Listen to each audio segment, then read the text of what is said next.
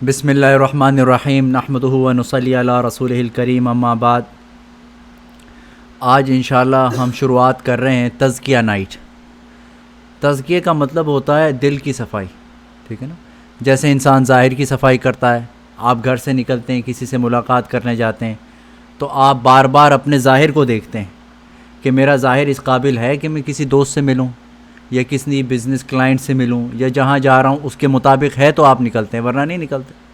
اور پھر جس سے جس طرح کا تعلق ہوتا ہے اسی طرح کی آپ اپیرنس بنانے کی کوشش کرتے ہیں. جو میٹنگ جتنی آپ کے لیے امپورٹنٹ ہے, آپ انٹرویو کے لیے جا رہے ہیں تو آپ کا سوٹ اچھا ہونا چاہیے, شادی کے لیے جا رہے ہیں تو اور طرح کی سیٹنگ ہونی چاہیے, ریگولر جابس کے لیے جا رہے ہیں تو اور طرح کا کاروبار کا اس حساب سے اٹائر ہونا چاہیے. تو بندہ اپنے ظاہر کو بناتا ہے, سنوارتا ہے تاکہ لوگوں کو اچھا لگے, اس سے اس کی سیلف کانفیڈنس بھی بنتا ہے اور لوگوں کو اچھا بھی لگتا ہے. لیکن ہم باہر کی صفائی تو کرتے ہیں, لیکن ایک دل کی بھی صفائی ضروری ہوتی ہے جو انسان کا باطن ہے. کیوں؟ کیونکہ اللہ سبحانہ و تعالیٰ کی نظر جو ہے وہ اللہ کے دل, انسان کے دل پر ہوتی ہے. اللہ کی نظر جو ہے وہ اپنے ظاہر پہ نہیں ہوتی. اللہ تعالیٰ, وہ حدیث میں آتا ہے نا کہ اللہ تعالیٰ جو ہے وہ تمہاری صورتوں کو اور تمہارے ظاہر کو نہیں دیکھتے, اللہ تعالیٰ تمہاری نیتوں کو اور تمہارے دلوں پہ دیکھتے ہیں. تو اللہ تعالیٰ کی نظر ہمارے دلوں پر ہے, تو ہمیں اپنے دل کو بھی صاف رکھنا چاہیے. ہر آن اللہ تعالیٰ ہمارے دلوں کو نوٹ کر رہے ہیں کہ اس کے دل میں کیا ہو رہا ہے. آپ نے مجھ سے ملاقات کی, آپ کے دل میں کیا خیالات آئے. آپ نے کسی اور سے ملاقات کی, آپ کے دل میں خیال آتا ہے, کیا خیال آتا ہے, اچھے آئے برے آئے, اس کی آپ نے حقارت کی نگاہ سے دیکھا, آپ نے اس کو اچھی محبت کی نگاہ سے دیکھا, یہ سب نوٹ ہو گیا. اس کو تو پتہ بھی نہیں چلا آپ نے اس کی آپ کس نیت سے اس سے ملیں. آپ نے کسی سے مصافحہ کیا, آپ کے دل میں اس کے لیے حقارت کے اور نفرت کے جذبات پیدا ہوئے, اس آدمی کو پتہ نہیں. آپ نے ظاہری کرٹیسی کے ساتھ اس سے مصافحہ کیا, آپ چلے گئے, لیکن اللہ نے دیکھ لیا, وہ اللہ نے نوٹ کر لیا. ٹھیک ہے نا. آپ نے کسی کے ساتھ ملے, آپ نے محبت کے جذبات سے کسی کے ساتھ ملاقات کی, اس کو نہیں پتہ چلا. ٹھیک ہے, لیکن اللہ تعالیٰ نے نوٹ کر لیا. اللہ تعالیٰ آپ کے دلوں کے خیالات کو ہر لمحہ نوٹ کر رہے ہیں. صحیح ہے نا. اس لیے انسان کو یہ فکر ہونی چاہیے کہ اس وقت جو ہے میرے دل کی کیا کیفیت ہے اور میری اللہ کے یہاں کیا اس کی ویلیو لگ رہی ہے. ٹھیک ہے نا. جیسے ہمیں اپنے ظاہر کی ایک کانشیس ہوتا ہے نا, ہمیں اپنے ظاہر کے بارے میں سیلف اویئرنیس ہے کہ ہمارا ظاہر اس وقت کیسا لگ رہا ہے. میں آپ کوئی سلیپنگ سوٹ پہن کے باہر نہیں آئیں گے. ٹھیک ہے نا. آپ کو لنگی باندھ کے باہر نہیں کام کرنے جائیں گے, کیونکہ آپ کو سیلف اویئرنیس ہے کہ میں this is not how I want be, I want look different to people. Right. آپ کی ایک ویلیو ہے. اسی طرح آپ کے دل کی بھی ایک کانشیس پیدا ہونا چاہیے, ایک سیلف اویئرنیس جو ہے وہ دل کا پیدا ہونا چاہیے کہ یہ اس دل کو اللہ تعالیٰ ہمیشہ نوٹ کر رہے ہیں, اس کی کیا کیفیت ہے اور اس کے حساب سے میری آخرت میں قیمت لگے گی. اس کو, اس دل کی صفائی کا جو پروسیس ہوتا ہے اس کو کہتے ہیں تزکیہ, اور یہ سب سے زیادہ امپورٹنٹ چیز ہے. صحیح ہے نا. علم حاصل کرنا بھی امپورٹنٹ ہے, لیکن کس دل کے ساتھ, کن خیالات کے ساتھ علم حاصل کر رہے ہیں وہ امپورٹنٹ ہے. علم حاصل کرنے کے بعد آپ کے دل میں تکبر تو نہیں آ گیا, آپ دوسروں کو سب کو گھٹیا تو نہیں سمجھنے لگے, یہ امپورٹنٹ ہے. ہاں ٹھیک ہے, تقویٰ حاصل کرنا امپورٹنٹ ہے, تلاوت کریں, رات کو تہجد پڑھیں, اللہ کے آگے سجدہ دیں, لیکن اس تقویٰ حاصل کرنے کے بعد آپ کے کیا جذبات ہیں اس کی بھی اللہ کی یہاں قیمت ہے کہ آپ کے کیا جذبات ہیں. اس کے بعد آپ اپنے آپ کو بہت بڑا آدمی سمجھتے ہیں, دوسروں کو گھٹیا سمجھتے ہیں, یا آپ اپنے آپ کو جو ہے اللہ کا جو ہے شکر گزار بندہ سمجھتے ہیں. تو اس کے بارے میں دل کی صفائی کے سلسلے میں امام غزالی رحمہ اللہ تعالیٰ کی ایک کتاب ہے تبلیغ دین, اس میں سے ہم کچھ تعلیم کیا کریں گے. امام غزالی رحمۃ اللہ علیہ نے 10 چیزیں ایسی اس میں لکھی ہیں, بیان فرمائی ہیں کہ جن کی جو خوبیاں دل کے اندر پیدا کرنی چاہیے, اور 10 خوبیاں آپ نے وہ بیان کی ہیں یا 10 ایسی مضرات آپ نے بیان کی ہیں کہ جن سے دل کی صفائی ضروری ہے. 10 چیزیں دل سے نکالنی ہیں اور 10 چیزیں دل میں بسانی ہیں. تو وہ کیا چیزیں ہیں وہ انشاءاللہ آہستہ آہستہ ہم چلیں گے. تو یہ 10 اور 10 20, تو 20 ہفتوں میں انشاءاللہ وہ پوری لسٹ آپ کے سامنے آ جائے گی. ٹھیک ہے نا. تو امام غزالی رحمۃ اللہ علیہ کی کتاب تبلیغ دین میں سے آج ہم بیان کریں گے نخوت اور تکبر کا بیان. دل کی بیماریوں میں سب سے جو بڑی بیماری ہے, جو سب سے پہلے بیماری ظاہر ہوئی, وہ تھی تکبر. کس نے کیا؟ شیطان نے. شیطان نے تکبر کیا آدم علیہ السلام سے. اور دوسری بیماری جو سب سے پہلے ظاہر ہوئی وہ تھی حسد کی, اور اس نے آدم علیہ السلام سے حسد کیا. اللہ سبحانہ و تعالیٰ کے آگے تکبر کیا اور آدم علیہ السلام سے اس نے حسد کیا. تو یہ سب سے بڑی برائی جو ہے وہ تکبر اور حسد ہے. تو آج ہم انشاءاللہ تکبر کا بیان کریں گے, آئندہ حسد کا, پھر غصے کا، اور اسی طرح سے وہ 10 بیماریاں دل کی لکھی ہیں ان کو بیان کرتے جائیں گے، اور ان کا علاج بھی حضرت نے بتایا، ٹھیک ہے نا. اور دوسرے سیشن میں ہم ان اولیاء کے حالات پڑھیں گے کہ جن سے ہمارا روحانی سلسلہ جڑتا ہے، ٹھیک ہے نا. میرے شیخ حضرت مولانا مفتی منیر احمد اخون اور ان کے شیخ یہاں تک کہ یہ نبی صلی اللہ علیہ وسلم تک سلسلہ چلتا ہے. اور ہمارے اس سلسلے کے جو سرخیل ہیں حضرت علی رضی اللہ عنہ اور ان کے جو خلیفہ حضرت امام حسن بصری رحمۃ اللہ علیہ، وہاں سے ہم ان کے حالات پڑھنا شروع کریں گے. تمام اولیاء کے حالات جب ہمارے سامنے آئیں گے تو ہمیں پتہ چلے گا کہ ہماری زندگی کا جو ہمارے ٹارگٹس کیا ہونے چاہیے، گولز کیا ہونے چاہیے. گولز ہمارے سامنے ہوں گے اور جو آبجیکٹیوز ہیں وہ ہمارے سامنے ہوں گے، تو انشاءاللہ تزکیہ کا جو اللہ تعالیٰ سے پھر امید ہے کہ اللہ تعالیٰ ہمارے دلوں کا تزکیہ فرمائیں گے. اور آخر میں ہم انشاءاللہ ایک ذکر کریں گے، اور 5 قسم کے ذکر ہیں جو اللہ تعالیٰ جو ہمارے اس سلسلے میں کرائے جاتے ہیں. تو آج انشاءاللہ ان میں سے ایک ذکر کو انٹروڈیوس کروائیں گے اور پھر ہر ہفتے اس کو پریکٹس کریں گے. تو ابھی بیان کرتے ہیں نخوت اور تکبر کا بیان. حق تعالیٰ فرماتے ہیں تکبر کرنے والا کا بہت برا ٹھکانہ ہے، کبریائی خاص میری چادر ہے، پس جو شخص بھی اس میں شریک ہونا چاہے گا میں اس کو قتل کر دوں گا. اللہ تعالیٰ کو کبر پسند نہیں ہے. اللہ تعالیٰ فرماتے ہیں یہ کبر خاص میری چادر ہے، اس میں کسی کا حق نہیں ہے. رسول مقبول صلی اللہ علیہ وسلم فرماتے ہیں کہ جس کے قلب میں رائی کے دانے کے برابر بھی تکبر ہوگا وہ جنت میں نہ جاوے گا. جو لوگ باوجود صاحب عزت و مال ہونے کے تواضع کرتے ہیں اور عاجزی اور انکساری کے ساتھ لوگوں سے ملتے ہیں، ان کو مبارک ہو کہ ان کے بڑے درجے ہیں، ان کی دنیا میں بڑی عزت ہے اور آخرت میں بھی، ٹھیک ہے نا. سب کچھ ہوتے ہوئے بھی کوئی عاجزی اور انکساری کے ساتھ لوگوں سے ملے تو ان کے لیے بڑی مبارکباد ہے. تکبر کا معنی کیا؟ تکبر کے معنی ہیں کہ انسان اپنے آپ کو صفات کمالیہ میں دوسروں سے زیادہ سمجھے، اپنے آپ کو دوسروں سے بہتر سمجھے. اور ظاہر ہے کہ جب انسان کا اپنے متعلق ایسا خیال ہوتا ہے تو نفس پھول جاتا ہے اور پھر اس کے آثار ظاہر ہونے لگتے ہیں.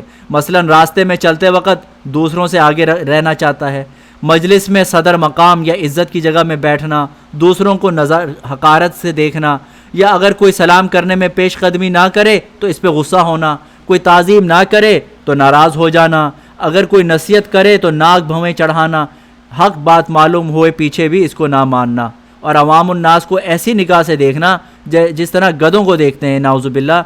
تو چونکہ تکبر بہت بڑی خباثتوں کا مجموعہ ہے اس لیے جہنم کا پورا ذخیرہ ہے. تو اس طرح کے اثرات اس میں پیدا ہوتے ہیں. آپ اس کو نصیحت کرنا چاہیں وہ آپ کی نصیحت ہی نہیں مانے گا، کیا کہا جا یار میں آپ کو جانتا ہوں، ٹھیک ہے نا، آپ کے حالات مجھے پتہ ہیں. آپ کسی کی نصیحت نہیں قبول کرتے، کوئی آپ کو سلام نہ کرے، کوئی آپ کو عزت نہ کرے تو آپ مائنڈ کر جاتے ہیں. کیوں مائنڈ کرتے ہیں؟ کیونکہ آپ کو پتہ ہے نا کہ میں بہت اعلیٰ چیز ہوں. جب آپ نے میری عزت نہیں کی تو مائنڈ کریں گے. جب بندہ اپنے آپ کو چھوٹا سمجھے گا اور کوئی آپ کی عزت کے قابل نہیں سمجھے گا اور کسی نے عزت نہیں کی تو آپ سمجھیں گے میں اس قابل تھا ہی نہیں، تو مجھے ضرورت ہی نہیں ہے.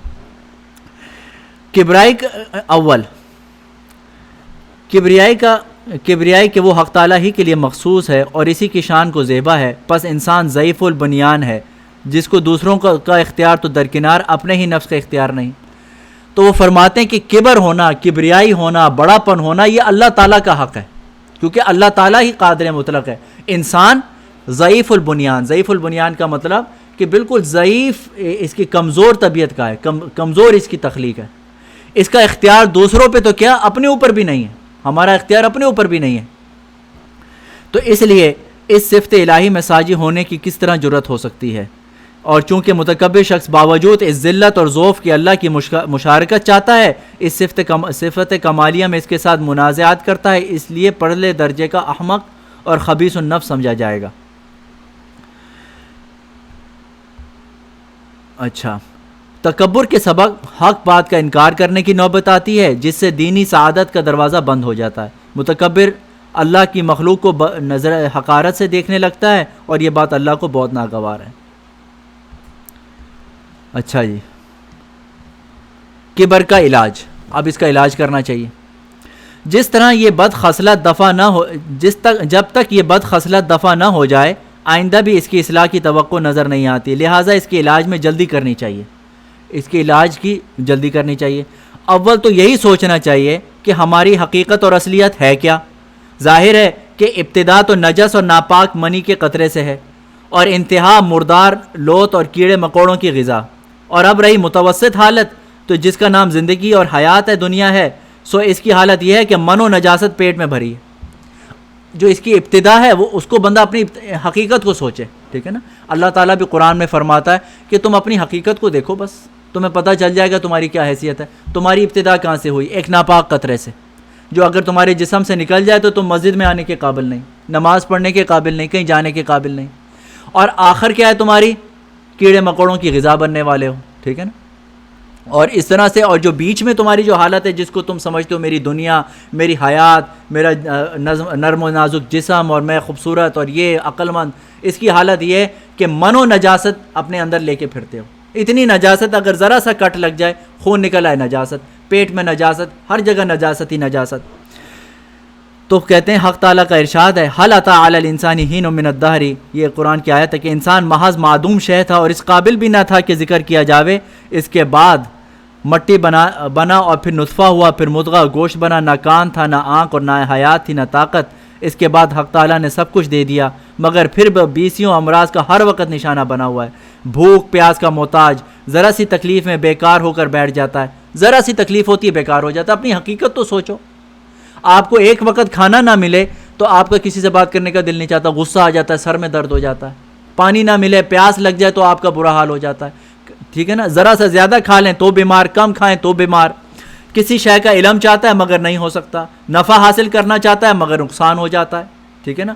موت سے بھی امن نہیں ہے، کسی وقت بھی موت آ جائے گی، کسی وقت بیمار ہو جائے، کسی وقت عقل چھن جائے، کوئی عضو بیکار ہو جائے، کسی وقت روح پرواز کر جائے.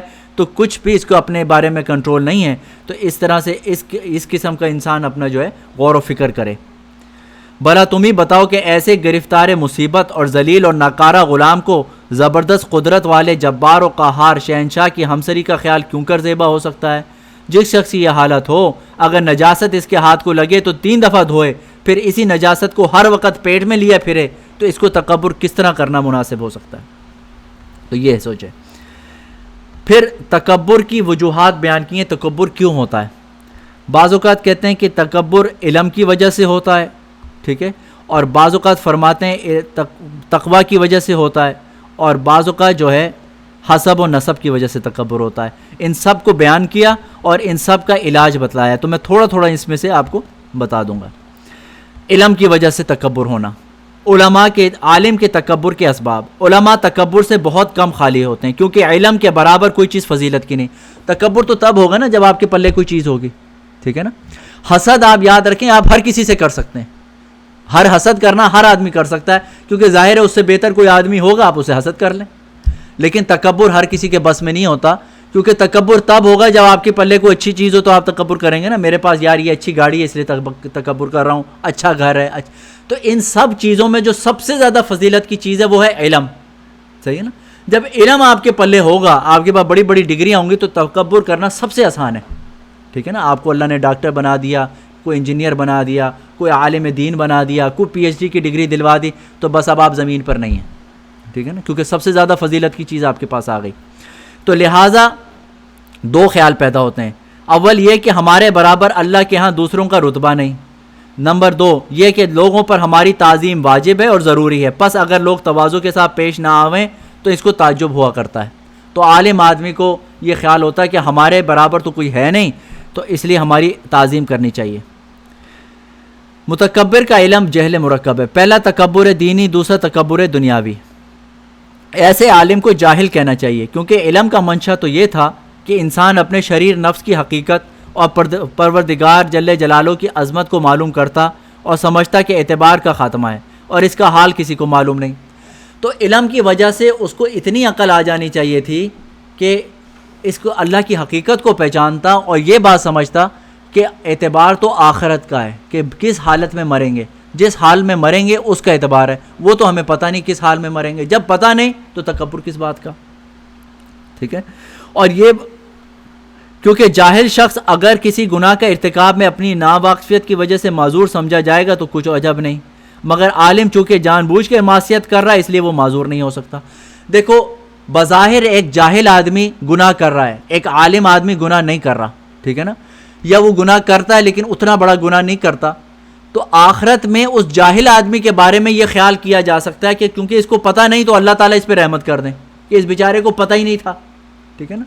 لیکن آپ کو جانتے بوجھتے آپ نے جو گناہ کیا اس میں پکڑ ضرور ہو جائے گی. اس لیے عالم آدمی کو اپنی ہر حال پہ اللہ کے سامنے تواضع اختیار کرنی چاہیے کہ مجھے تو اللہ نے علم دیا تھا, میری غفلت اللہ کو برداشت نہیں ہے. ٹھیک ہے نا. جیسے کہ آپ ایک کمپنی کے مینیجر ہیں, آپ کی غلطی بڑی غلطی ہے, اور ایک چھوٹا ورکر جو ہے اس کی غلطی, جینیٹر کی غلطی کوئی غلطی نہیں ہے. تو اس لیے اس کو وہ نہیں کرنا چاہیے. سلف صالحین کی حالت دیکھو. ایک مرتبہ حضرت حذیفہ رضی اللہ عنہ نماز میں امام بنے اور سلام پھیر کر کہنے لگے, صاحبوں اپنے لیے دوسرا امام تلاش کرو, علیحدہ علیحدہ نماز پڑھ لیا کرو, میں امامت کے قابل نہیں. کیونکہ اس وقت میرے دل میں یہ خطرہ آیا کہ چونکہ میرے برابر ساری جماعت میں کوئی شخص نہیں تھا, لہٰذا مجھ کو امام تجویز کیا گیا. دیکھو یہ حذیفہ رضی اللہ عنہ رسول اللہ صلی اللہ علیہ وسلم کے صحابی ہیں, نماز پڑھا رہے ہیں, اور آپ کے پیچھے جو لوگ نماز پڑھ رہے ہیں, آپ کو یہ خیال آیا کہ میں سب سے بہتر ہوں کہ جس کی وجہ سے مجھے امام بنایا گیا. تو آپ نے نماز پڑھتے ہی کہا, دیکھو لوگوں اپنا امام دوسرا بنا لو یا علیحدہ نماز پڑھو, میں امامت کے قابل نہیں. اس لیے ہر لمحہ یہ خیال ہونا چاہیے اپنے آپ کو, کتنا ہی بڑا عالم کیوں نہ ہو, یہ ضروری نہیں کہ اس کا خاتمہ بخیر ہی ہو جاوے گا, اور کیسے ہی جاہل کیوں نہ ہو, یہ یقین نہیں کہ اس کا انجام بخیر نہ ہو. جاہل کتنا بڑا جاہل ہو سکتا ہے اچھی موت آ جائے, اور عالم کتنا بڑا عالم اور ہو سکتا ہے بری موت آئے. تو تکبر کس بات کا؟ جب عالم ہو کر اتنا سمجھے تو پھر تکبر کس بنا پر کرتے ہو؟ کیا علم پر عمل کرنا تم پر فرض نہیں؟ حدیث میں آتا ہے کہ قیامت کے دن عالم لایا جائے گا اور جہنم میں ڈالا جائے گا, اس کی آنتیں اس کے گرد اس طرح گھومتی ہوں گی جس طرح چکی کے گرد گدھا گھومتا ہے, یہ کولو کا بیل چکر لگاتا ہے. لوگ تعجب کے ساتھ پوچھیں گے, آپ یہاں کیسے آئے؟ وہ کہے گا, میں اپنے علم پر عمل نہ کرتا تھا, دوسروں کو نصیحت کرتا تھا, مگر اپنی خبر نہ لیتا تھا. اللہم احفظنا منہ. دیکھو ایک عالم ہے, اس کو اصل میں اس میں بڑی نصیحت ہے. لوگ بعض اوقات کسی عالم کی بات نہیں سنتے, اس لیے نہیں سنتے کہ یار اس کا خود کا عمل دیکھو. ٹھیک ہے نا. یہ اس ایسے عالم کی بتا دی کہ اگر اس عالم کا اپنا عمل اچھا نہیں ہے, وہ خود تو جہنم میں چلا جائے گا, لیکن آپ کو پتے کی بات بتا دی, آپ عمل کر کے آپ جنت میں چلے جائیں گے. یہ وہی آدمی ہے نا کہ جس نے اچھی باتیں بتائیں اور لوگوں نے اس پہ عمل کر لیا, چلے گئے جنت میں, اور یہ اس کی پٹائی لگی کیونکہ اس نے خود عمل نہیں کیا. صحیح ہے نا. اس کی مثال اس ڈاکٹر کی سی ہے کہ جو ڈائبٹیز کا علاج کرنا جانتا ہے, صحیح ہے, لیکن خود وہ میٹھا کھاتا ہے, خود بھی ڈائبٹک ہے, اور خود اپنے آپ کو ہلاک کر لیتا ہے. ٹھیک ہے نا. خود ہلاک کر لیتا ہے, لیکن دوسروں کو اچھی دوائی دے کے ان کا علاج کر کے ان کو صحت مند کر دیتا ہے. تو اسی طرح سے یہ عالم ہے. اس لیے یہ نہیں سوچنا چاہیے کہ یار یہ بندہ مجھے بتا رہا ہے, بڑی اپنے آپ کو بڑی چیز سمجھتا ہے, لیکن اس کی اپنے حالت تو دیکھو. آپ کو پتہ کی بات بتا رہا ہے, آپ عمل کر لیں, آپ بچ جائیں گے. اگر وہ نہیں کرے گا تو اس کی پکڑ ہے, اور عالم کو خود بھی چاہیے کہ جو بتائے اس کو عمل کرے. دوسرا تکبر کا سبب تقوی. چنانچہ دیکھا جاتا ہے کہ عابد بھی اکثر تکبر کرنے لگتے ہیں. بعض تو یہاں تک حالت ہو جاتی ہے کہ لوگوں کو ایذا پہنچانے کو اپنی کرامت سمجھتے ہیں. مثلا اگر کسی شخص سے ان کو ایذا پہنچے تو جھلا کر کہتے ہیں کہ دیکھتے رہو اللہ اس کو کیسی سزا دیتا ہے, اس نے تو ہم پر ظلم کیا ہے. پھر عنقریب سزا بھی ملے گی تو یاد ہی رکھے گا. اس کے بعد اگر تقدیر میں وہ شخص بیمار پڑ گیا یا مر گیا تو اپنا دعوے کو ثابت کرتے ہیں کہ کہتے ہیں کہ دیکھا اللہ کے فقیر بندوں کو ایذا دینے کے ساتھ کیسا نتیجہ رہا. یہ بعض اوقات بیماری لگ جاتی ہے کہ 4 نمازیں کیا پڑھ لیں, اپنے آپ کو بڑا تقوی اور زہد کی وجہ سے سمجھتے ہیں ہم اللہ کے بڑے پیارے ہو گئے. ٹھیک ہے. اب کسی نے اس کو کوئی بری بات کہہ دی, اس کو کوئی ایذا پہنچا دی, تو کہتا ہے کہ بس اب دیکھنا اب اللہ تمہارے ساتھ کیا کریں گے. پھر کل کلا کو بیچارہ مر جائے یا بیمار ہو جائے یا کچھ ایکسیڈنٹ ہو جائے, کوئی تکلیف میں پڑ جائے, تو پھر کہتے ہیں دیکھا ہمیں تنگ کیا تھا, بچے گا تو نہیں. یہ دیکھو یہ اس طرح کی خام خواہ. بھائی آپ کو کیا پتہ آپ کی وجہ سے اس کو ہوا ہے, اور کیا پتہ کہ کس وجہ سے اس کو کیا حالت ہوئی ہے, کیا پتہ اس بیماری کی وجہ سے اس کے کیا درجات بن رہے ہیں. ایسا نہیں سوچنا چاہیے. کیوں فرما رہے ہیں, اس احمق سے کوئی پوچھے کہ کافروں نے انبیاء علیہ السلام کو ہزارہا ایذائیں نہیں پہنچائیں, مگر کسی نے بھی انتقام کی فکر کی نہیں کی, اور نتیجہ یہ ہوا کہ ایذا دینے والے کفار مشرف بھی ایمان ہو گئے. تو کفار سے انبیاء سے زیادہ تو آپ نہیں ہے نا. ٹھیک ہے. انبیاء کو کفار نے تکلیف پہنچائی تو کیا نبی ان کو بیٹھ کے بددعا دیتے تھے یا انتقام کی باتیں کرتے تھے؟ ایسا نہیں کرتے تھے, چپ. اور پھر کیا ہوتا تھا کہ آہستہ آہستہ ان کی محبت اور اچھے اخلاق کی وجہ سے وہ کفار بھی ایمان لے آتے تھے. تو اس لیے اگر انبیاء اپنے دشمنوں سے انتقام لیتے تو ان کا مر جانا چاہتے تو خدا کی مخلوق کیوں کر ہدایت پاتی؟ کیا کوئی عابد کسی نبی سے بڑھ سکتا ہے؟ عابد کو ہر شخص کے سامنے تواضع کرنی چاہیے۔ تقوی سے تکبر پیدا ہونے کا علاج، مثلا کسی عالم گناہ گار کو دیکھے تو اس کے سامنے علم کی وجہ سے جھک جائے اور اس کے گناہ کا خیال نہ کرے، کیونکہ علم کی بڑی فضیلت ہے۔ اور جاہل فاسق کو دیکھے تو یوں سمجھے کہ کیا خبر، شاید اس کی باطنی حالت مجھ سے بدرجہ بہتر ہو۔ تو دیکھو، ایک تقوی، ایک عبادت گزار آدمی ہے، وہ اگر یہ دیکھے کہ کسی عالم سے ملے تو اس کے آگے یہ سوچ کے جھک جائے کہ یار اس کے پاس علم ہے، عمل نہیں بھی تو کیا ہوا، علم تو ہے، علم بڑی فضیلت کی چیز ہے، ٹھیک ہے۔ اور اگر کسی جاہل آدمی کو دیکھے اور اس کو گناہ کرتا ہوا دیکھے تو اس لیے اپنے آپ کو ہلکا سمجھے کہ یار کیا پتہ اس کی اندر کی حالت ہے، اس کی دل کی حالت میرے دل کی حالت سے بہتر ہو، ٹھیک ہے نا۔ تو جب یہ سوچے گا تو اپنے آپ کو ان سے چھوٹا سمجھے گا۔ سو حق تعالی شانو تو قلوب کو دیکھتا ہے، صورت کو دیکھتا نہیں۔ کسی کے قلب کا حال سوائے علام الغیوب کے دوسروں کو معلوم نہیں، پھر تکبر کیسا؟ علاوہ اس کے یہ خود تکبر بھی تو ایک باطنی خباثت ہے۔ بنی اسرائیل میں ایک فاسق شخص ایک مرتبہ ایک عابد کے پاس اس نیت سے آ بیٹھا کہ حق تعالیٰ اس کی برکت سے مجھ پر رحم فرما دے گا۔ اس کو پاس بیٹھا دیکھ کر عابد اپنے دل میں کہنے لگا، مجھے اس سے نسبت کہاں یہ اور کہاں میں۔ اس کے بعد اس سے کہا دور ہو جاؤ۔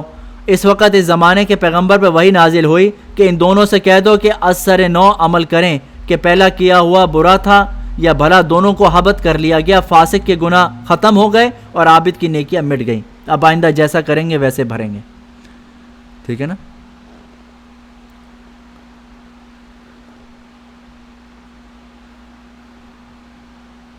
حسب نسب پر تکبر ہونا، اس کا علاج یہ ہے کہ اپنے نسب غور کرو کہ وہ کیا چیز ہے۔ ظاہر ہے کہ ہر شخص کا نسب اس کے باپ کا ناپاک نطفہ اور ذلیل مٹی ہے۔ ہر شخص اس سے پیدا ہوا، پر دوسروں کے خصائل اور غیروں کی یعنی باپ دادا کی خوبیوں پہ ناز کرنا کیسی غلط بات ہے۔ اگر آباء و اجداد کو گویا مرحمت ہو تو یقیناً وہ بھی کہیں گے صاحبزادہ، دوسروں کے محاسن پر فخر کرنے والا تو کون؟ تو ان کے پیشاب کا کیڑا ہے جنہوں نے قابل فخر کام کیے تھے۔ بس پیشاب کے کیڑے اور ناپاک نطفے کو اپنی اصلیت دیکھنی چاہیے، نہ کہ آباء و اجداد کے قابل تعریف اور بہادرانہ کام۔ تو اس لیے اگر کسی کو اپنے نسب کی وجہ سے کبر ہے تو وہ بھی اپنا علاج کرے۔ اور بعض اوقات مال اور جمال پر تکبر ہوتا ہے۔ مال اور جمال یہ ہے کہ آدمی اپنے مال یا حسن پر فخر کرتا ہے، سو ان چیزوں پر بھی تکبر کرنا حماقت ہے۔ بھلا مال جیسی ناپائیدار چیز کہ ڈاکہ پڑ جائے تو نبھل جائے تو سب جاتا رہے، اسی طرح جمال جیسی عارضی چیز کے مہینوں بھر بخار آ جائے تو سارا حسن ہی ختم ہو جاتا ہے۔ چیچک نکل آئے تو صورت کا روپ بدل جاتا ہے۔ فخر کے قابل کس طرح ہو سکتے ہیں؟ حسین صورت اگر اندرونی نجاستوں میں غور کرے تو اپنی ظاہری جمال پر فخر نہ کرے۔ یاد رکھو کہ جس حسن و جمال کی بناوٹ اور آرائش کی حاجت ہے وہ ہرگز فخر کے قابل نہیں۔ اگر ہر ہفتہ غسل نہ کیا جائے تو دیکھ لو بدن کے رنگ و بو کا کیا حال ہوتا ہے۔ سنک، تھوک، بول و براز جیسی نجاستوں سے سارا بدن بھرا ہوا ہے۔ پھر بلا نجاست کا ڈیر اور غلاظت کی کوڑی کو کیا زیبا کہ اپنے آپ کو صاحب جمال سمجھے اور اس پہ نازا ہو اور متکبر ہو۔ تو انسان جو ہے بالکل بھی تکبر نہ کرے۔ کسی بھی وجہ سے تکبر ہوتا ہے، اس کا علاج بھی انہوں نے ذکر کر دیا۔ یہ تکبر اتنی بری چیز ہے۔ کیا خیال ہے؟ نہیں، موڈ تو نہیں اب تکبر کرنے کا؟ تکبر کا موڈ تو نہیں؟ نہیں، اچھا ایسے پوچھ رہا ہوں کب۔ اب اس کے بعد ہم پڑھیں گے تاریخ مشائخ چشت۔ یہ ہمارا سلسلہ چشتیہ صابریہ جو ہے، اس کے جو مشائخ ہیں جن کے ذریعے ہمارا سلسلہ نبی صلی اللہ علیہ وسلم سے روحانی سلسلہ ملتا ہے، اس کے سب سے بڑے جو سرخیل ہیں وہ حضرت حسن بصری رحمۃ اللہ علیہ ہیں، صحیح ہے۔ پھر خواجہ عبد الواحد، پھر فضیل ابن ایاز، پھر ابراہیم ابن ادھم، یہ تمام بزرگان دین ہیں۔ ان کی کرامتیں، ان کی حالات زندگی پڑھنے سے اللہ تعالیٰ جو ہے ہمیں بھی ان کے نقش قدم پر چلائے۔ تو حضرت شیخ الحدیث مولانا زکریا کاندھلوی رحمۃ اللہ علیہ نے کتاب لکھی تھی اور تمام مشائخ چشت کے حالات جمع کیے ہیں۔ تو آج ہم پڑھیں گے جو ہمارے سلسلے کے سب سے بڑے بزرگ ہیں، حضرت حسن بصری رحمۃ اللہ علیہ۔ نام مبارک حسن اور کنیت ابو سعید، اس کے علاوہ آپ کی دو کنیتیں اور بھی بتلائی جاتی ہیں، ابو محمد اور ابو نصر۔ آپ کے والد کا نام یسار جو حضرت زید ابن ثابت کے مولا، اور والدہ کا نام بی بی خیرہ تھا جو ام سلمہ کی باندی۔ آپ کے والد 12 ہجری میں حضرت ابو بکر صدیق رضی اللہ عنہ کے ہاتھ پر مشرف بہ اسلام ہوئے۔ تو آپ کے والد جو ہیں حضرت ابو بکر کے زمانے میں مسلمان ہو گئے۔ آپ کی ولادت حضرت عمر کے دور خلافت میں اور وصال فاروقی خلافت میں وصال فاروقی سے 2 سال قبل مدینہ میں ہوئی۔ مورخین نے لکھا ہے کہ حضرت حسن بصری جب پیدا ہوئے تو حضرت عمر کی خدمت میں لائے گئے۔ آپ نے اپنے ہاتھ سے ان کے منہ میں کھجور کا لعاب ٹپکایا اور فرمایا سموہ حسنا فإنہ حسن الوجہ، یعنی اس بچے کا نام حسن رکھو کیونکہ خوبصورت چہرے والا ہے۔ آپ کو پتہ ہے کہ تہنیک کرائی جاتی ہے، جب بچہ پیدا ہوتا ہے تو کسی بزرگ سے اللہ والے سے کھجور چبا کے اس کا لعاب بچے کے تالو پہ لگاتے ہیں، ٹھیک ہے نا، یہ سنت ہے۔ تو جب آپ کی پیدائش ہوئی تو آپ کی تہنیک حضرت عمر رضی اللہ تعالیٰ عنہ نے کی۔ آپ چھوٹے سے بچے تھے، آپ کو لایا گیا تو آپ حضرت عمر رضی اللہ تعالیٰ عنہ نے آپ کا نام حسن رکھا۔ آپ نے کہا اس کا اتنا خوبصورت چہرے والا بچہ ہے، اس کا نام حسن رکھو، سموہ حسن فإنہ حسن الوجہ، تو اس کا حسن نام رکھو کیونکہ بہت خوبصورت بچہ ہے یہ۔ آپ کی تربیت اور نگہداشت ام المومنین ام سلمہ کا بڑا ہاتھ ہے۔ حضرت ابو ذرا فرماتے ہیں کہ حسن بصری حضرت علی کے ہاتھ پر 14 برس کی عمر میں بیعت ہوئے۔ اس کے بعد حسن بصری کوفہ اور بصرہ کی طرف چلے گئے۔ آپ کے 3 بیٹے علی، محمد اور سعید تھے۔ اسی بنیاد پر آپ کی 3 کنیتیں مشہور ہوئیں۔ حسن بصری ان تمام صفات سے متصف تھے جو ولی کامل میں ہوتی ہیں۔ علم و عمل میں ان جیسا کوئی نہیں۔ مسلمانوں کی ایک بہت بڑی دینی طبقہ ان کی تعریف اور مدح اور ستائش میں رطب اللسان رہا۔ حجاج ابن ارطاد کہتے ہیں کہ میں نے عطا ابن ابی ریاض سے حسن بصری کے متعلق دریافت کیا، انہوں نے فرمایا کہ تم اس شخص کو مضبوطی سے پکڑ لو، وہ بڑے امام ہیں، ان کی پیروی کی جاتی ہے۔ صحیح ہے نا۔ حماد ابن سلمہ، یونس ابن عبید اور حمید طویل سے نقل کیا گیا کہ ہم نے فقہاء بہت دیکھے لیکن حسن بصری جیسا مروت والا کسی اور کو نہیں دیکھا۔ حضرت آمش فرمایا کرتے کہ حضرت حسن بصری ہمیشہ حکمت جمع کرتے رہے، پھر ان کا کہنا شروع کیا۔ امام باقر فرمایا کرتے کہ حسن بصری کا کلام انبیاء کے مشابہ ہوتا، آپ ہمیشہ باوضو رہا کرتے۔ ایک مرتبہ رات کو 70 مرتبہ سے زائد بیدار ہوئے، ہر مرتبہ وضو فرما کے 2 رکعت نماز پڑھی۔ اوصاف حمیدہ، حضرت حسن ورع اور پرہیزگاری اور زہد و تقوی میں بے مثال تھے۔ فرمایا کرتے تھے تقوی اور پرہیزگاری دین کی بنیاد ہے، لالچ اور حرص اس بنیاد کو ختم کرتی ہے۔ تقوی اور پرہیزگاری دین کی بنیاد، فاؤنڈیشن تقوی اور پرہیزگاری، اور لالچ اور حرص اس کو ختم کرتی ہے۔ سنت نبوی کے ساتھ والہانہ اور عاشقانہ تعلق رکھتے، زائد سے زائد اتباع سنت کا لحاظ فرماتے، دوسروں کو بھی تلقین فرماتے۔ خوف و خشیت حد درجہ آپ میں موجود تھی۔ بسا اوقات فرمایا کرتے کہ اس خوف سے روتا ہوں کہ کہیں کوئی ایسا قصور نہ مجھ سے سردرد ہو گیا جس کی وجہ سے حق تعالیٰ یہ فرماویں کہ اے حسن ہماری درگاہ میں تمہارا کچھ مرتبہ نہیں، اب ہم تمہاری کوئی عبادت قبول نہیں کرتے۔ یہ بہت امپورٹنٹ بات ہے۔ بعض اوقات انسان عبادت کرتا رہتا ہے لیکن کوئی ایک ایسی گھٹیا حرکت کرتا ہے کہ اللہ کی نگاہ سے گر جاتا ہے۔ آپ خود دیکھیں نا، آپ کے کچھ ملازم ہیں، آپ کمپنی چلاتے ہیں، ملازم ہیں، وہ ٹائم پہ آتا ہے، ٹائم پہ جاتا ہے، ٹھیک ہے نا، اور ہر کام چھوٹی موٹی غلطی تو کوئی بات نہیں، صحیح ہے نا، کوئی چیز توڑ دی، خراب کر دی، کوئی بات نہیں، لیکن کبھی اگر وہ کوئی بہت ہی کوئی گھٹیا حرکت کر دے تو آپ کی نگاہ سے گر جاتا ہے، صحیح ہے نا۔ پھر وہ لاکھ کہہ کہ یار میں نے تو آپ کے ساتھ 10 سال کام کیا، ہمیشہ ٹائم پہ آیا، آپ کو اتنا نفع پہنچایا، آپ کہتے ہیں یار ساری باتیں ایک طرف، وہ جو تم نے وہ جو گھٹیا حرکت کی ہے نا بس نظر سے ہی گر گئے، ٹھیک ہے نا۔ تو آپ سمجھیں گھٹیا حرکت، تو اللہ تعالیٰ کی بہت زیادہ عبادت پہ بھی ناز نہیں کرنا چاہیے۔ وہ حسن بصری جیسا آدمی فرماتا ہے کہ مجھے اس بات کا خوف ہے کوئی ایسا قصور نہ ہو جائے جس کی وجہ سے اللہ تعالیٰ فرماویں کہ ہمارے نگاہ سے آپ گر گئے، آپ کا اب کوئی مرتبہ نہیں، اللہ کی نگاہ سے نہ گرے آدمی۔ ایک مرتبہ کسی جنازے کے ہمراہ قبرستان تشریف لے گئے، تدفین کے بعد آپ قبر کے سرانے بیٹھ کر خوب روئے، پھر فرمایا لوگوں خبردار ہو جاؤ، دنیا کی انتہا اور آخرت کی ابتدا یہی قبر ہے۔ حدیث شریف میں ہے کہ قبر آخرت کی منزلوں میں ایک منزل ہے، لہٰذا ایسی دنیا سے کیوں محبت رکھتے ہو جس کا انجام یہ قبر، اور اس قیامت سے کیوں نہیں ڈرتے جس کی ابتدا یہ قبر ہے۔ آپ کی یہ نصیحت کچھ ایسے درد بھرے الفاظ میں تھی کہ سارا مجمع رونے لگا۔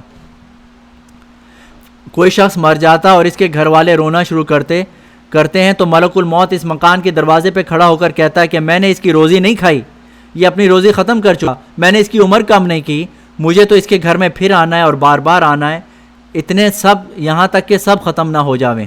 پھر فرمایا خدا کی قسم اگر گھر والے اس وقت اس فرشتے کو دیکھ لیں اور اس کی بات سن لیں تو مردے کو بھول کر اپنی فکر میں پڑ جائیں۔ تواضع اور انکساری آپ میں بہت تھی، ہمیشہ اپنے آپ کو ایک معمولی آدمی اس سے بھی کمتر سمجھتے۔ ایک دفعہ کسی شخص نے دریافت کیا، حسن تم بہتر ہو یا تمہارے مقابلے میں ایک کتا؟ بسا اوقات کسی کتے کو دیکھ کر فرماتے کہ اے اللہ مجھے اس کتے کے صدقے میں قبول فرما لے۔ ان کا ارشاد ہے کہ آدمی جب تہجد چھوڑتا ہے تو کسی گناہ کی وجہ سے چھوٹتا ہے۔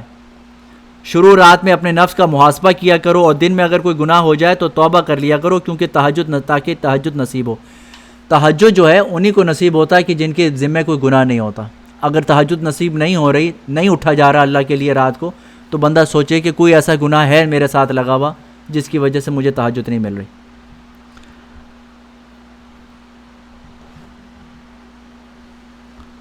حضرت علی رضی اللہ عنہ فرماتے، جب بصرہ تشریف لائے تو حسن بصری کی محفل میں تشریف لے جا کر دریافت فرمایا کہ حسن تم عالم ہو یا طالب علم؟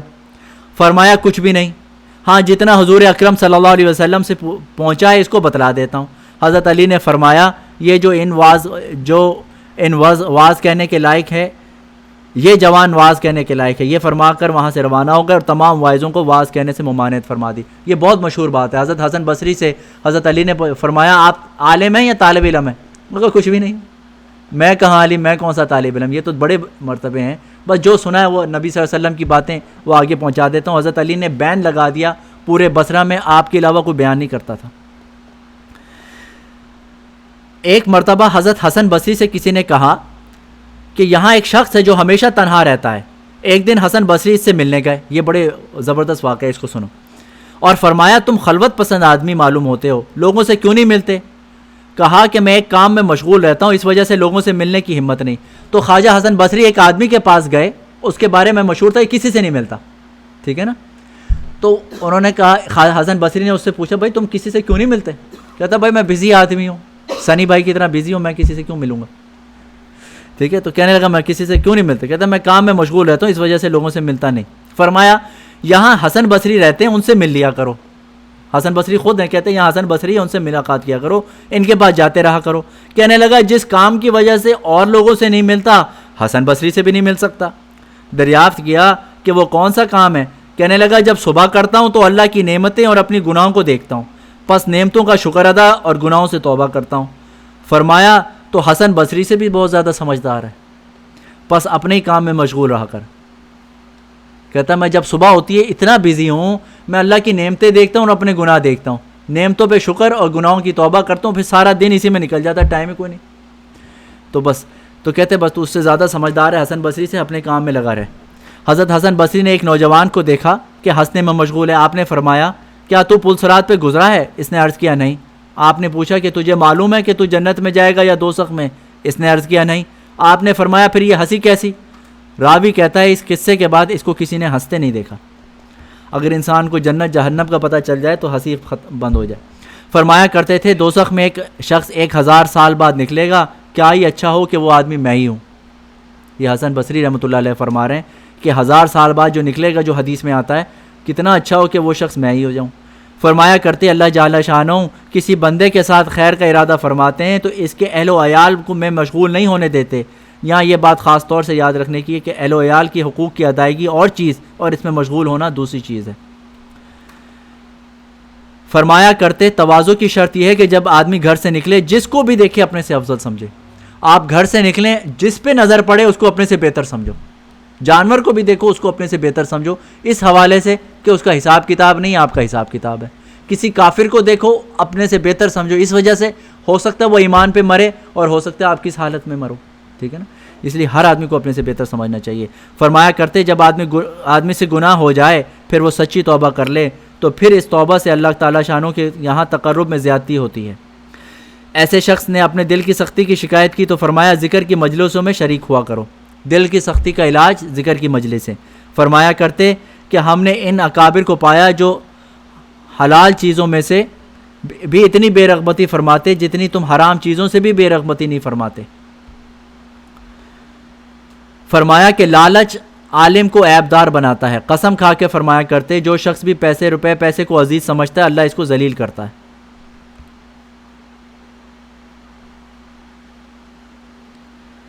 ایک مرتبہ ایک شخص کو دیکھا، وہ یہ حدیث پڑھ رہا تھا، المرء مع من احبہ، یعنی آدمی اس کے ساتھ ہوگا جس سے وہ محبت رکھے. تو فرمایا اس حدیث سے دھوکے میں مت آ جانا، یہ معیت اس وقت ہوگی جب کہ تو ان جیسے اعمال بھی کرے. صرف محبت سے نہیں، ان جیسے اعمال کرنے بھی ضروری ہیں. معمول تھا کہ جب کوئی شخص ان کی غیبت کرتا اس کو تحفہ بھیجا کرتے اور فرماتے کہ جو ہدیہ غیبت کا تم نے مجھے بھیجا ہے وہ میرے ہدیے سے بہت بڑھ کر ہے. جو ان کی غیبت کرتا اس کو تحفہ بھیجتے. کیوں؟ جب آپ غیبت کریں گے تو جس کی غیبت کی آپ کے اعمال اس کو پہنچیں گے. تو کہتے ہیں آپ نے مجھے اپنے نیک اعمال دے دیے، یہ تو بہت بڑی چیز ہے، میں آپ کو تھوڑی سی چھوٹا سا تحفہ دے دیتا ہوں، کوئی بات نہیں، مٹھائی کھا لو. فرمایا کرتے جو شخص اللہ کے لیے محبت کا دعویٰ کرے اور پھر وہ اس سے اس کے گناہ کی وجہ سے نفرت نہ کرے تو وہ اپنے اس دعوے میں جھوٹا ہے. مجھ کو اللہ کے واسطے محبت ہے. پھر آپ کا انتقال جو ہے 4 محرم یکم رجب 110 ہجری 89 سال کی عمر میں 89 ایئرس کی عمر میں انتقال ہوا. بصرہ میں تدفین عمل میں آئی. انتقال کے وقت ایک عجیب قصہ پیش آیا. آپ نے ہنس کر فرمایا کون کون گناہ. اس کے بعد انتقال فرما گئے. ایک بزرگ نے خواب میں دیکھا، انتقال کے وقت ہنسنے کی وجہ دریافت کی اور اس جملے کا مطلب پوچھا. فرمان نزا کے حالت میں نے سنا تھا کوئی کہہ رہا ہے کہ اے ملک الموت ان کے ساتھ سختی کا معاملہ کرو کیونکہ ان کا ایک گناہ باقی ہے. اس پر مجھے خوشی ہوئی اور میں نے ہنس کر دریافت کیا کہ کون کون گناہ. صاحب سیر الاقطاب نے آپ کے 5 خلیفہ شمار کرائے ہیں. ان میں ہمارے سلسلے کے مذکورہ میں یہ شیخ عبد الواحد بن زید ہیں. ان کے لیے اب ان کے لیے ان کے حالات سپرد قلم کیے جاتے ہیں. اس کے بعد ان کے جو خلیفہ تھے خواجہ عبد الواحد بن زید قدس سرہ، یہ حضرت بصری رحمۃ اللہ علیہ کے خلیفہ ہیں. تو انشاءاللہ اگلی دفعہ ان کے حالات پڑھیں گے. اب انشاءاللہ جو ہے ذکر کریں گے. اور جو صوفیہ کے ذکر ہوتے ہیں نا، ان کے اندر بہت سے منافع ہوتے ہیں.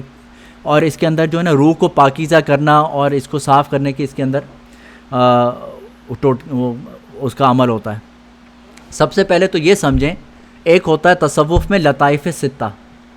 لطائف ہوتے ہیں لطیفے کی جمع. یہ وہ لطیفہ نہیں ہے کہ جو آپ ایک دوسرے کو لطیفہ سناتے ہیں، یہ وہ لطیفہ نہیں. لطائف ہوتے ہیں کہ انسان کی جسم کے اندر، انسان کی روح کے اندر ایسے 6 مقام ہیں کہ جہاں پر اللہ کی محبت کا مسالہ چھپا ہوا ہے. اب دیکھو جیسے ماچس ہوتی ہے، اس کے اوپر مسالہ لگا ہوتا ہے، ٹھیک ہے نا. اب ماچس کہیں سے بھی رگڑیں گے نہیں جلے گی، اس مسالے کی جگہ سے رگڑیں گے جل جائے گی، ٹھیک ہے نا، کیونکہ اس کے اندر جلنے کی صلاحیت ہے. ویسے تو پورا ماچس جلتا ہے لیکن جلتا وہاں ہے جہاں مسالہ ہو. تو اللہ تعالیٰ نے ہمارے اندر 6 جگہیں ایسی رکھی ہیں جہاں اللہ کی محبت کا مسالہ ہے. اگر اس کو رگڑ لگے گی، اس پہ ضربیں لگیں گی تو اللہ کی محبت کی وہاں پہ شعلہ لگ جائے گا اور اللہ کی محبت جل جائے گی، آپ کو محسوس ہوگی. تو وہ لطائف 6 پہ صوفیہ اکرام جو ہے عمل کرتے ہیں، اس پہ ضرب لگاتے ہیں. تو اس کے مختلف شغل کے مختلف طرح کے ذکر کے مختلف فائدے ہوتے ہیں. تو لطائف 6 جو ہوتے ہیں وہ میں آپ کو پہلے بتا دیتا ہوں. ایک ہوتا ہے لطیفہ قلب. لطیفہ قلب جو ہے یہ بائیں پستان سے 2 انگل نیچے لطیفہ قلب ہوتا ہے، ٹھیک ہے. پھر ایک ہوتا ہے لطیفہ روح، یہ سیدھی طرف ہوتا ہے لطیفہ روح. ایک ہوتا ہے لطیفہ سر، یہ درمیان میں ہوتا ہے، یہ جو انسان کی جو ہڈی ہوتی ہے نا جہاں جوڑتی ہے، یہاں پہ ہوتا ہے لطیفہ سر. ایک ہوتا ہے لطیفہ نفس، یہ ناف سے 2 انگل نیچے ہوتا ہے لطیفہ نفس. پھر ہوتا ہے لطیفہ خفی، یہ آنکھوں کے یہ ہوتے ہیں نا، یہ پیچھے آبرو ادھر ہوتا ہے. اور ایک ہوتا ہے لطیفہ اخفا، یہ دماغ، یہ بالکل سر کا یہ جو پیچھے کا حصہ ہوتا ہے نا، یہاں پر ہوتا ہے لطیفہ اخفا. ان لطیفہ 6 کے مختلف رنگ ہوتے ہیں اور مختلف ان کے اوپر ضربیں لگتی ہیں اور مختلف اس کے اثرات ہوتے ہیں. لطیفہ نفس اگر انسان کا قابو آ جائے نا تو انسان اپنے نفس پر قابو پا جاتا ہے اور پھر گناہوں میں گناہ آسانی سے نہیں ہوتے اس سے پھر، ٹھیک ہے نا، کیونکہ نفس اس کا قابو پہ آ گیا، اس کی ڈیزائرز کنٹرول ہو گئیں، تو یہ بڑا کام کا ہوتا ہے. تو آج ہم ذکر کریں گے ذکر اللہ کا. یہ ذکر اللہ کا جو ہے یہ چشتیہ سلسلہ کا بڑا زبردست ذکر ہے. یہ اس میں ایک ضرب لگتی ہے لطیفہ نفس پر اور ایک ضرب لگتی ہے قلب پر، لطیفہ قلب پر. تو کرنے کا طریقہ یہ ہوتا ہے کہ ناف سے 2 انگل نیچے لطیفہ نفس ہے، بندہ ضرب لگاتا ہے اللہ کی ضرب لگاتا ہے لطیفہ نفس پہ. یہ تصور کرتا ہے اللہ کی ضرب لگائی میں نے ناف سے 2 انگل نیچے لطیفہ نفس کے اوپر. اللہ ہو کی ضرب لگتی ہے قلب پر، اور بائیں پستان پہ 2 انگل نیچے ہو. تو اب ہم اللہ کا ذکر کریں گے. اللہ ہو، اللہ ہو، اللہ ہو.